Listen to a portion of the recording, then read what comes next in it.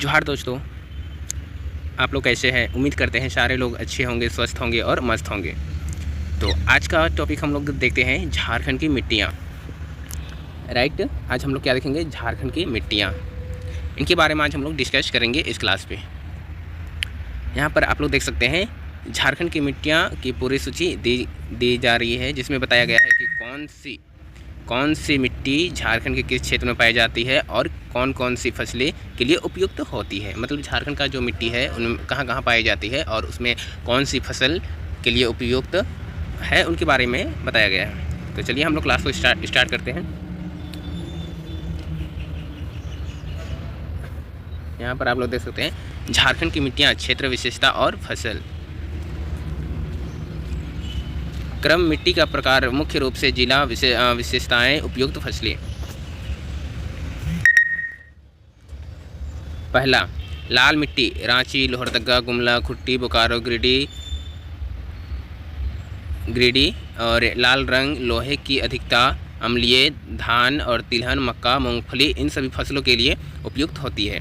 और ये कहाँ कहाँ पर पाए जाते हैं? तो रांची, लोहरदगा, गुमला, खुट्टी, बोकारो, गिरिडीह इन सभी ज़िलों में लाल मिट्टी पाई जाती है। और किन के लिए प्रसिद्ध है, मतलब किन किन फसलों के लिए प्रसिद्ध है, उपयुक्त है? लाल रंग के लिए लोहे की अधिकता, अम्लीय धान और तिलहन, मक्का, मूंगफली इन सभी फसलों के लिए उपयुक्त है। दूसरा है काली मिट्टी। ये दक्षिणी पलामू, गढ़वाल, लातेहार इन सभी ज़िलों में पाई जाती है और ये गहरी चिकनी होती है, जल धारण क्षमता अधिक और इन फसलों के लिए जैसे कपास, तुअर, अरहर, सूरजमुखी इन सभी फसलों के लिए मुख्य होती है। नेक्स्ट है तीसरा बलुई मिट्टी।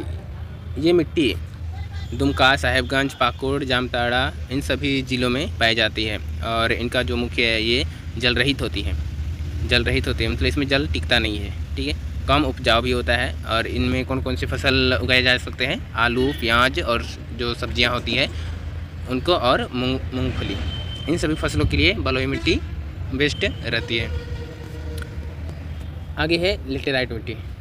ये मिट्टी चाईबासा जो पश्चिमी सिंहभूम है उस क्षेत्र में, सरायकेला, खरसावां इन सभी क्षेत्रों में, इन सभी ज़िलों में लेटेराइट मिट्टी पाए जाते हैं और ये लाल रंग के होते हैं, लाल गिरवा रंग के होते हैं और ये अम्लीय भी होते हैं। चट्टान, और इसमें अधिक मात्रा में चट्टान भी देखने को मिलता है।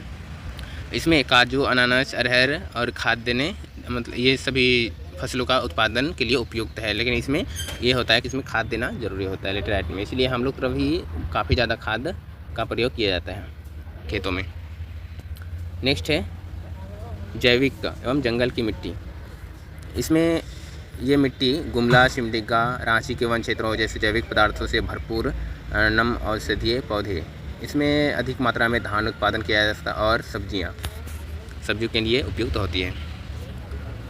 छठा है एलुवियम मिट्टी। संस्थाल प्रेरणा के निचले इलाके जैसे देवघर, दुमका नदी द्वारा जो लाई गई औषधि होते हैं उनसे मिलकर बना होता है। ये मिट्टी उपजाऊ गेहूं, धान और दलहन तिलहन के लिए काफ़ी उपयुक्त माना जाता है, मतलब काफ़ी उपयुक्त होता है। नेक्स्ट हम लोग देखेंगे मिट्टी और फसल का तालमेल, कम शब्दों में, ठीक है। यहाँ पर आप लोग देख सकते हैं लाल मिट्टी धान, तिलहन, ज्वार, अरहर इन सभी फसलों के लिए उपयुक्त होती है। काली मिट्टी कपास, अरहर, सूरजमुखी, फूल इन सभी के लिए उपयुक्त होती है, इन सभी फसलों के लिए उपयुक्त होती है। बलुई मिट्टी ये सब्जियां, मूंगफली, आलू, मटर, चना इन सभी फसलों के लिए उपयुक्त होती है। लेटेराइट मिट्टी ये काजू, अनानास, अरहर इन सभी फल फूल सब्जियों उगाने के लिए उपयुक्त होती है। और जंगल की मिट्टी जिसमें पौधे, धान, सब्जियां उगाने के लिए उपयुक्त होती है। एलुवियल मिट्टी जो गेहूं, धान, दालें, तिलहन आदि फसलों के लिए उगाने के लिए बेस्ट होती है।